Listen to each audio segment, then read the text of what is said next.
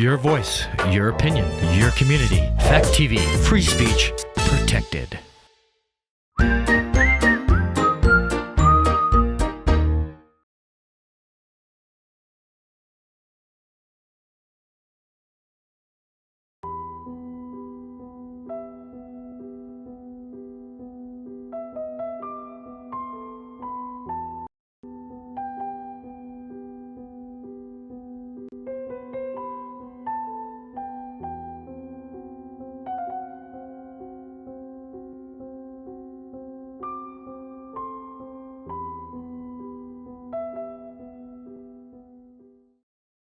Good evening, and thank you for tuning in to What Do You Think?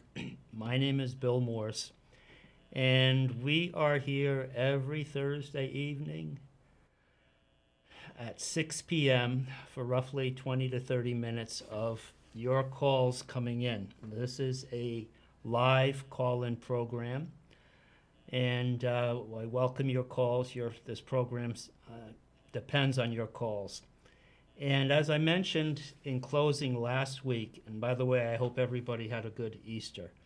We certainly have been having nice Easter weather here in the Bellows Falls area with sunshine and temperatures approaching 60 degrees. It's really a pleasure just to be out and about and enjoying the sunshine and fresh air. I mentioned last week that through the communications officer in Senator Patrick Leahy's office, one of our two senators here in Vermont, that he would be willing to field questions or take questions in for the senator. This is again through his office in Washington. The gentleman's name is David Carl, and I was in touch with David last week and mentioned to him that many people are frustrated by conflicting news that they hear, and it seems to be very commonplace to the point where you don't know which news source to trust, even as to what someone in political office is doing. So even though I've looked at it a number of times, Senator Leahy does have a pretty good website. It's easy to find, and it's broken down into what he's doing, what he considers important issues facing Vermonters and the nation, also what bills he has signed, and also you can look through the bills. So it's a fairly comprehensive if you have the time and the inclination to do a little research. So what I thought we would do is come up with questions. You and me would come up with questions that I would email to David Carl, and let me just make sure I've got his name right. I really don't trust myself to, David Carl, communications officer. So we would come up with questions for the senator. David would pass those questions along to Senator Leahy, and then we would get some answers and perhaps a further discussion. So that's what tonight's program is about. It's input from you on what questions you would like Vermont Senator Patrick Leahy to answer. Now, as a bit of an introduction, I'm not really too familiar with the background of Senator Leahy. I do know that he has been in office since I graduated from high school in '74. And I thought it would be good to kind of go back to that time period and kind of set the mood, and it would help explain there's a little deja vu here in what we're experiencing here in 2021, and also some of what propelled, I believe, Senator Leahy, who ran as a Democrat, to win a seat in the Vermont Senate, a state that traditionally was Republican up until, I'd say, 40 years ago, and then it's changed over to the Democratic Party. But let's go back to April 8th, 1974. And for those of you old enough to remember, there were three songs that were big hits at that time. Number one, April 8th, 1974, was Seasons in the Sun by Terry Jacks. Kind of a what you would call bubblegum pop music. Kind of like, trying to think, Sugar Sugar by the Archies. Kind of feel-good, peppy type of music. The second hit in that week of 1974 was Barbra Streisand and The Way We Were. This came the soundtrack from a movie with Robert Redford. Again, this was early April 1974. And in seventh place, Aretha Franklin's hit Until You Come Back to Me, which, by the way, was written by Stevie Wonder when he was 15 years of age. Stevie Wonder at 15 wrote Until You Come Back to Me, which was performed and made a big hit for Aretha Franklin this week in 1974, 47 years ago. Now, if we go from pop music to movies, that first week of April 74, Mel Brooks came out with Blazing Saddles. Blazing Saddles came out into the theaters in March and April 1974. Robert Redford was very busy in this time period. He also performed in The Great Gatsby with Mia Farrow, who you remember perhaps from as being married to Woody Allen.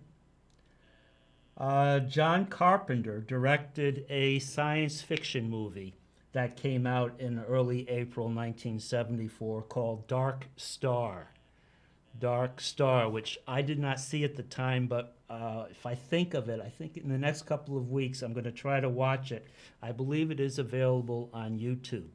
Dark Star, a earlier science fiction movie by John Carpenter, the director.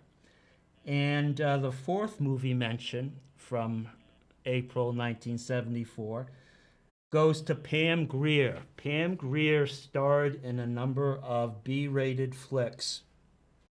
This one was Foxy Brown, and when I say B-rated, I mean they were lower budget. And they were generally a good place for people to come in as beginner actors and actresses. And Foxy Brown, starring Pam Greer, was definitely one of these. Actually, it was kind of breaking ground for many black actors in that there were very few roles for them. And unfortunately, and this is a sideline in our culture, many of the roles were related to crime and an adventure. So, Foxy Brown with Pam Greer. She also was in a number of other roles in the 70s. So, going to politics. In April of 74, you had Richard Nixon was in the White House.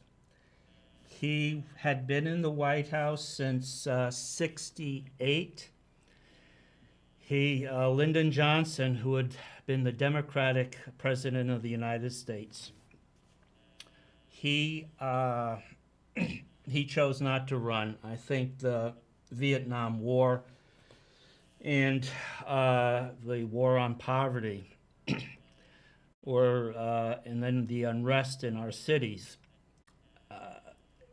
the assassinations of Martin Luther King and Bobby Kennedy.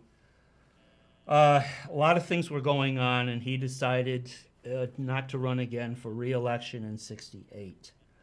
So Richard Nixon ran again. He had run against Kennedy in 1960, and through the help of Kennedy's father in Chicago, Kennedy won. Nixon lost, and Nixon ran again. He became the president. He won against Hubert Humphrey, who was the Democratic choice in 68. You also may remember the 1968 Chicago Riots during the Democratic convention. So, as I said before, there's a lot of deja vu as to civil unrest and people losing faith in the political system and how it was meeting the needs of the day. And so Nixon did not, for various reasons, get us out of the war in Vietnam until after 72. Of course, he had to run again. So he ran against George McGovern, who I believe was from Minnesota. No, that may have been Humphrey. No, South Dakota, I want to say. George McGovern. And George McGovern was anti-war, of course. He also, I think anti-war was the big thing. And he came across, unfortunately, as far as the choice is concerned, as the weaker of the two candidates. When all is said and done after the election in 72, Nixon carried every state except Massachusetts. I believe Massachusetts was the only state that voted for George McGovern. So Nixon was in for another 4 years. Now, I mention this because, ironically, Richard Nixon had a paranoid side to him. And he was later connected with a break-in at an apartment complex in Washington, D.C. called the Watergate. And why was this apartment, or the offices in this apartment complex, why were they broken into? They were broken into for dirt on McGovern and his election team, which, first of all, was illegal, but secondly, totally unnecessary. And what happens was the security guards at the Watergate apartment complex noticed flashlights in the dark going through this office. Police were summoned and the burglars were caught. The burglars talked and implicated 7 key members of Richard Nixon's re-election campaign. So there was an investigation. There was talk of impeachment.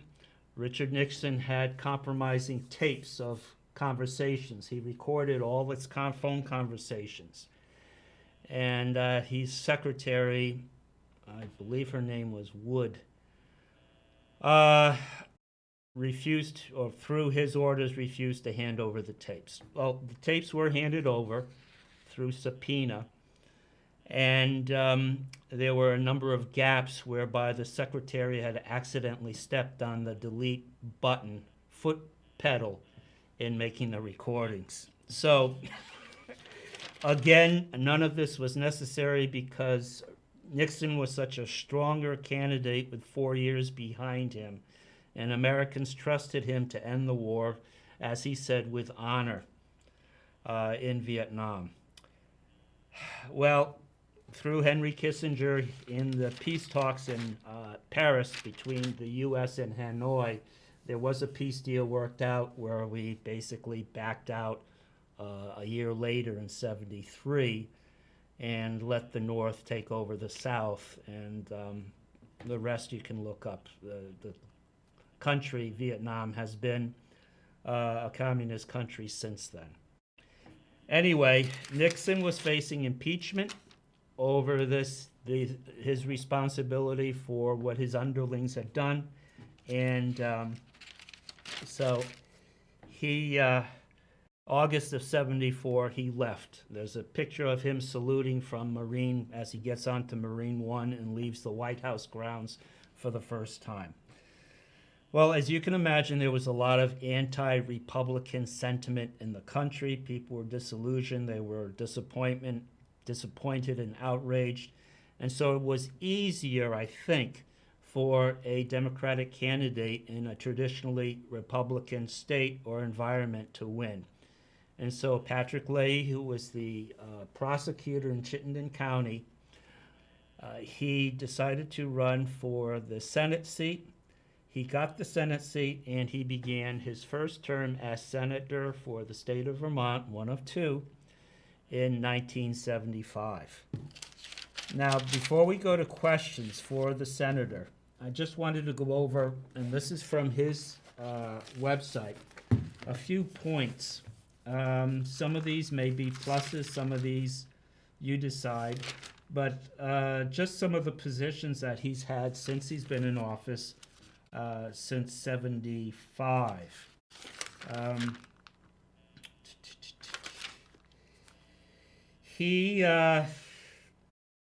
He's been against the death penalty for the reason that he believes, and I can understand this, we need further DNA testing for death row inmates so that we can screen people who could not have possibly been there for a crime. So because of the lack of irrefutable truth, he's against the death penalty. He is also in favor of affirmative action in giving people with a so-called minority background a hand up in going for jobs or different positions. He is in favor of preschool for all third and four-year-olds. He has been active in antitrust efforts through the Federal Trade Commission and the Department of Justice. And I want to get back to the antitrust efforts in a minute. He has been supportive of Vermont dairy farmers and bringing them higher yields or more funding for their products, more subsidies. He's been a proponent of the Farm to School program and bringing good nourishment to school lunches. He is an abortion rights activist, and I believe that goes to late term. And he's also for judicial or prison reform in reducing nonviolent sentences and increasing the penalties for violent crime. He is in favor of closing Gitmo, or the Guantanamo Bay detention facility in southeastern Cuba. He has supported punishment or legal action to take in the stance of war profiteering, which is, that sounds like a rabbit hole. Very noble, but I'm not quite sure. I'd be interested to get an update on that. He voted against the North American Free Trade Agreement in the mid-90s.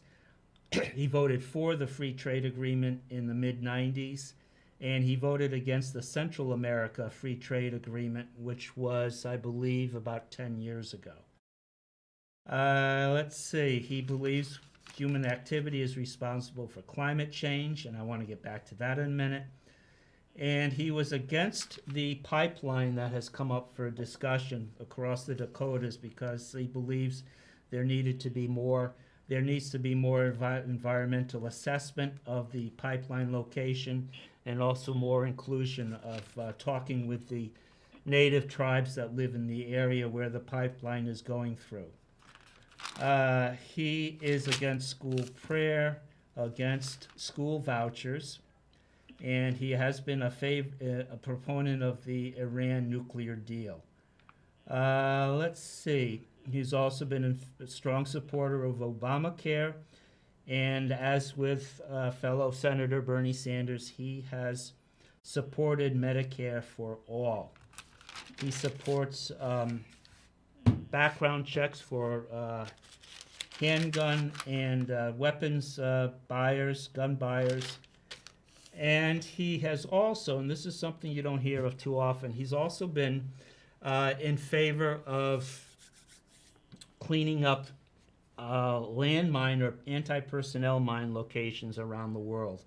As you know, probably one of the uglier sides of internal skirmishes or civil wars is the planting or the mining of areas where civilians are, children, and that many of these mines are still active. They're still not charted where they are. And so he has been a proponent of international efforts to locate through different committees and associations where the landmines are, getting them removed safely, and also offering medical help to those who have been hit by who've been maimed by stepping on landmines, and that I think is very commendable.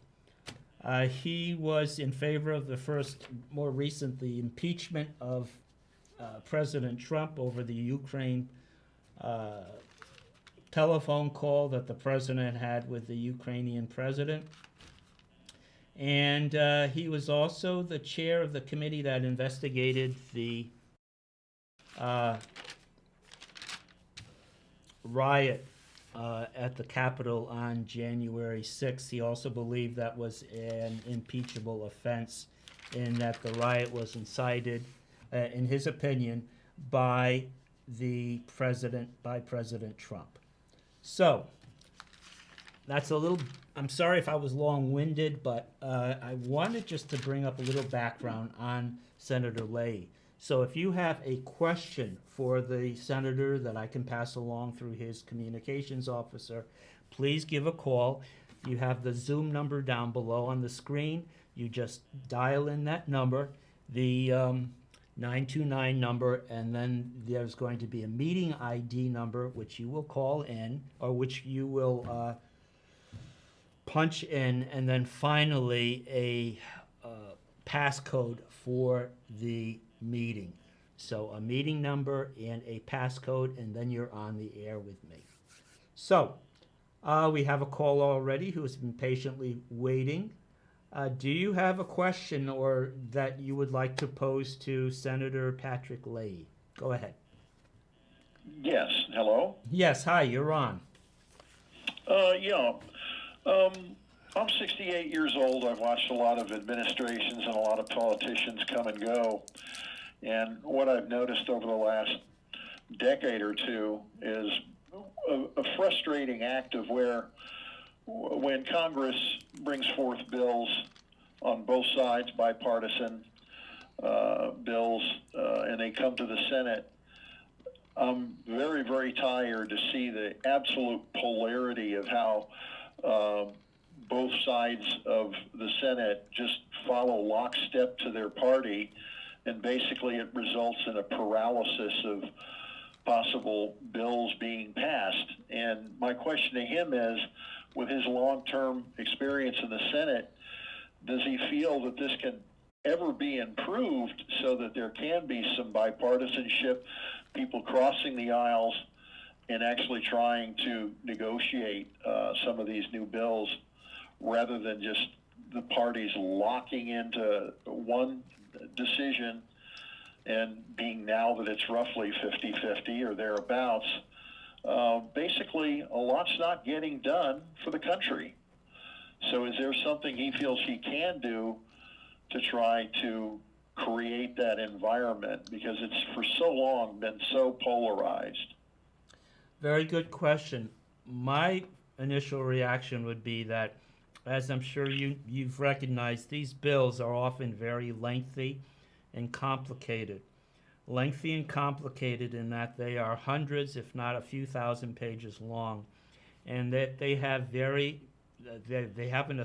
a sundry of add-ons, or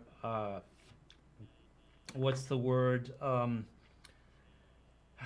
Added requirements. I know what you're saying. Basically, there are some things that are either hidden or buried in there that they don't know. No, that's true. In fact, the COVID relief bills often do not have anything to do with COVID nor America, and they seem to be kind of like a pig pile of pet projects from different politicians or different constituencies that want to see the door open, and so that this kind of brings a rush of input that really is not helpful or addresses the immediate need. And I think that's an excellent question for the senator, but my gut reaction is the bills are too long. You should be able to say what you need to in 5 pages or less, and deal with the need. If the need needs to be broken up into a series of steps, then each bill is a step. I think that by having a bill that is too long, too diluted in its scope, you're going to run the risk of people hiding behind the bill and for partisan reasons saying, I'm in favor of it or I'm against it. Because there's a lot of wiggle room, whereby if you have a 5-page statement, that's the bill, and it addresses one need and one need only of the American people, then you stick with that, you vote with that, and then you proceed. Does that make sense to you? Absolutely. It just doesn't seem the way that government's being done now. But you're absolutely right. Well, I'm naive. I don't know how things work, but it almost sounds like we need to start from scratch and clear the deck. And as you said, find a way of taking care of through smaller steps, concise, smaller steps, these needs that have been going unaddressed.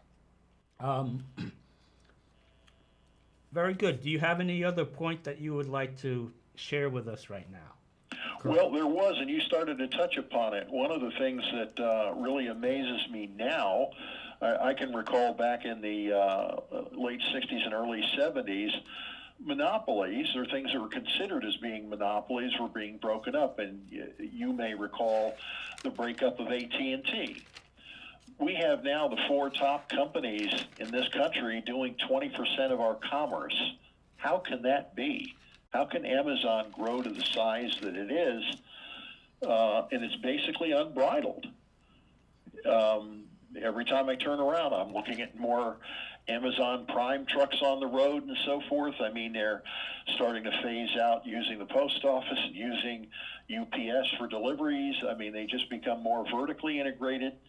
And it's just becoming a mega company. And why is it allowed to exist in that scale? Excellent question. Excellent. And being that he's involved in that in the past, it's just amazing that it just proliferates and nobody seems to care, because it's a going business entity. But it is out of control. Well, it's out of control, and because in 2010, the U.S. Supreme Court said it was okay for corporations to sponsor candidates legally, Amazon or any other large conglomerate can finance a candidate for Senate, for Congress, and they can do it legally. So who is electing our representatives, a corporation or us? I'm afraid it's a corporation. You're right. Back in the 60s, lobbyists didn't exist, and now you look at them, and they're a big part of government. Yes, they are government. It's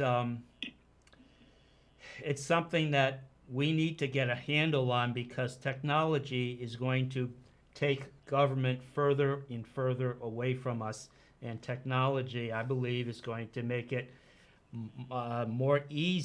make it much easier to manipulate people through the media, which also needs to be broken up, through big tech, which also needs to be broken up, and as you said, through these retail giants like Amazon, that are not only retail giants, but they also are in information sharing. We've got Big Brother, and I think not enough people are aware of the implications of having Big Brother tapped into your personal life and controlling your needs as far as being a consumer, and more importantly, being a citizen of hopefully what will remain a democratic country. But I think that's seriously under threat, and so I am going to formulate your thoughts into a question as far as big tech, retail giants like Amazon, the media giants, and how we can, I think there have been hearings, Facebook, for example, and Jeff Bezos, Amazon has resigned, so there has been some shaking up. But I don't want window dressing. I want to see actual change in structure so that these entities are answerable in a democracy. And Good that's point. that. So I think what we're going to do, Kurt, is we're going to go with those two for right now. I'm going to submit them tomorrow morning to David and kind of get a roll going here, some momentum. Next week, I will not go through the background again, which ate up a lot of time, and I apologize if that was boring. And we will continue looking at possible questions that you have. That's you sitting on the couch or wherever you happen to be. Questions you have for the senator in these times where the news is confusing, contradictory, and manufactured very often. So please come back Thursday next week. It's going to be the 15th of April. And we will continue with questions for the senator. Hopefully I'll have some answers to those first 2 points for next Thursday in the meantime. So, Kurt, I want to thank you for the call, and I want to thank everyone for tuning in, and please get off the fence. We have a lot of work to do in this country if it's going to remain our country, and part of that is being informed and having a connection with our representatives like Senator Patrick Leahy. So again, I wish everyone a good night. Enjoy the nice weather, and please tune in with your questions for Senator Leahy next Thursday at 6. Good night, everyone. Good night, Kurt.